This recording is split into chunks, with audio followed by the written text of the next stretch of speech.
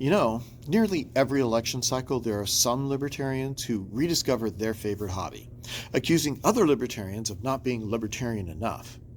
Not balancing the budget, not protecting civil liberties, not ending the surveillance state. No, we've become the ideological equivalent of Comic-Con fans arguing over whether Batman could beat Darth Vader while the country is actively on fire behind us.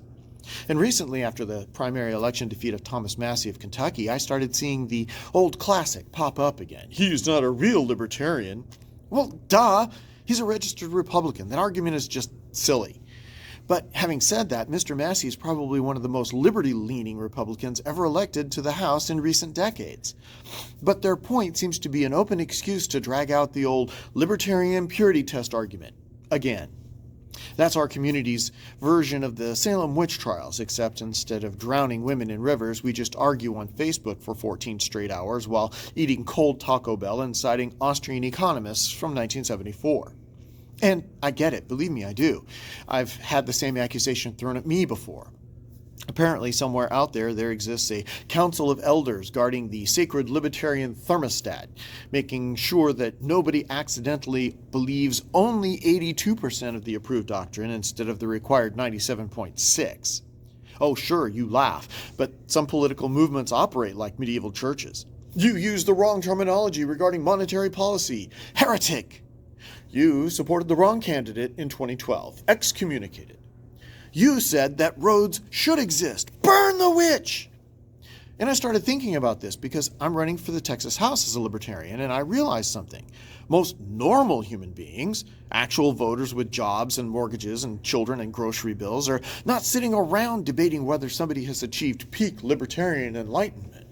No, I think that most people are just trying to figure out why everything costs more, why nobody trusts institutions anymore, why every political conversation feels like a hostage negotiation, and why both major parties somehow spend trillions of dollars while simultaneously blaming the other party for the debt. And honestly, I think libertarianism is way simpler than a lot of people make it out to be. At its core, it really comes down to 3 ideas. That's it. 3, not 47 white papers, not a 12-hour podcast with a shirtless cryptocurrency guy named Axel. 3 principles. First, self-ownership. You own your life. Not the government, not a corporation, not a political party. Not some activist on social media who thinks your purpose in life is to become unpaid labor for their preferred cause of the week. You own your body, your labor, your conscience, your beliefs, and the product of your efforts, which used to be an extremely American idea. Now somehow it's controversial. We went from don't tread on me to actually we've assembled a federal interagency task force to tread on you, but it's for your own safety. And look, I'm a Desert Storm Marine vet. I understand structure. I understand rules. I understand that civilization requires order. But there's a difference between a government protecting liberty and a government slowly transforming into your emotionally unstable life coach. I don't need Washington managing my diet, my speech, my business, my parenting, my appliances, my healthcare decisions, my social behavior. And apparently now my gas stove, because somewhere a bureaucrat saw fire and thought, that's a little too emotionally available for civilians. So yeah, first principle, self-ownership. Second principle, non-aggression, which sounds radical until you realize it basically translates into, hey, maybe just don't initiate force against peaceful people. That's it. But apparently that's a terrifying extremist doctrine. Libertarians are often portrayed like we're Mad Max characters roaming the wasteland screaming about gold bars and flamethrowers. But the core idea is actually incredibly civilized. Don't hurt people, don't take their stuff, and don't threaten peaceful people because you dislike their choices. And yes, people have a right to defend themselves because reality actually does exist.